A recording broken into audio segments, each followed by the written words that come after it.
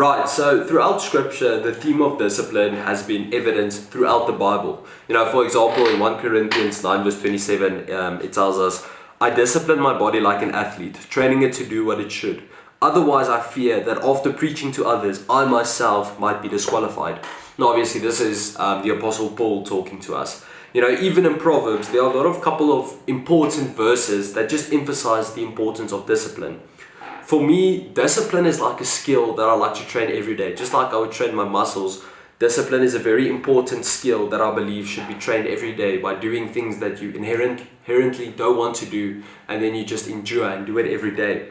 And I don't believe there's a quick fix to discipline. I don't believe it is something that you can just learn overnight. But strangely enough, my whole view around discipline changed once I read this verse in the Bible.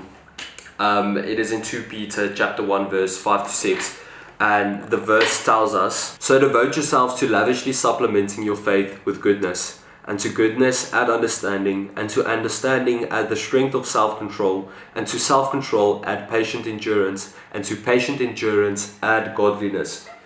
So the Bible is telling us that by knowing and being obedient toward God, He will give us discipline. By knowing God, we have discipline. And in my own life, I've seen that every time I follow God wholeheartedly, I put all my faith into Him, He will give me discipline to stand strong in my faith and to endure. Now, discipline is a very broad subject. I believe discipline is what differentiates the rich from the poor, the strong from the weak, the sick from the healthy. Without discipline, we are like sheep that are just mindlessly roaming in the meadows of life, following the sheep in front of us. No wonder Jesus calls us His sheep.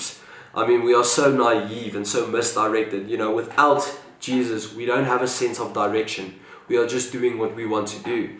Jesus promises us that He will leave the 99 just to follow us, just to find this lost sheep that was once His. And that itself is just so comforting to know that God will never forsake us. Getting back to the whole discipline aspect, I want to encourage you to form habits that attract discipline. Habits that will push you mentally, spiritually, and physically.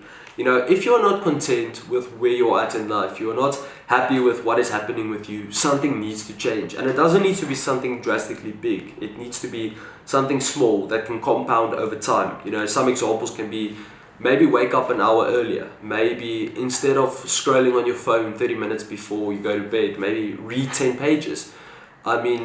Maybe stop gossiping about that person. Listen more than you speak. And I promise you, these small habits are what causes the tipping point. It is what causes your next breakthrough in life by compounding these small positive habits.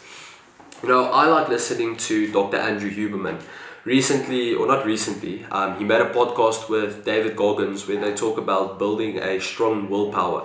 Now in this podcast, Huberman talks about a region in your brain called the anterior mid-cingulate cortex. Now the cool thing about this cortex is that every time that it grows, every time when you consistently do something that you inherently don't want to do, and it shrinks as soon as you get too comfortable. So say for example, tomorrow you wake up an hour earlier, or you go on that jog, you push yourself, you do something that you don't want to do, then that region of your brain starts to grow. But let's say for example, the next day you lay in bed and you just do nothing, you do what the flesh does, then this region of your brain starts to shrink. And that is why our brain is referred to as neuroplastic. You see, neuroplasticity is what allows our brain to grow and to form into ways so that we can understand new things, so that we can learn new skills. And the reason I'm saying this is it's quite scary. Huberman said in the podcast that by a certain age, when your brain is fully developed, your neuroplasticity isn't as potent as it was in your youthful days. So why I'm saying this is because you need to start today. Start today by learning a skill or forming a habit that pushes you, that puts you out of your comfort zone. And again, it doesn't have to be something big. It can be something small, like waking up an hour earlier. But then over time, it gets gradually bigger and bigger so that you can increase, this anterior mid-cingulate cortex. Start small. Start with something very simple that you can achieve every single day without failure. So If there's anything that I want you to take away from this video, it is 2 Peter chapter 2 verse 5 to 7. 2 Peter chapter 1 verse 5 to 7. And I feel like this is such an adequate way to end the video because it just ties everything together. You know, by knowing God and having obedience in God, He will give you the self-control and discipline to take control over your entire life. So this week I pray for you that God will give you the discipline and the self-control to endure and to not give in to the flesh. Thank you.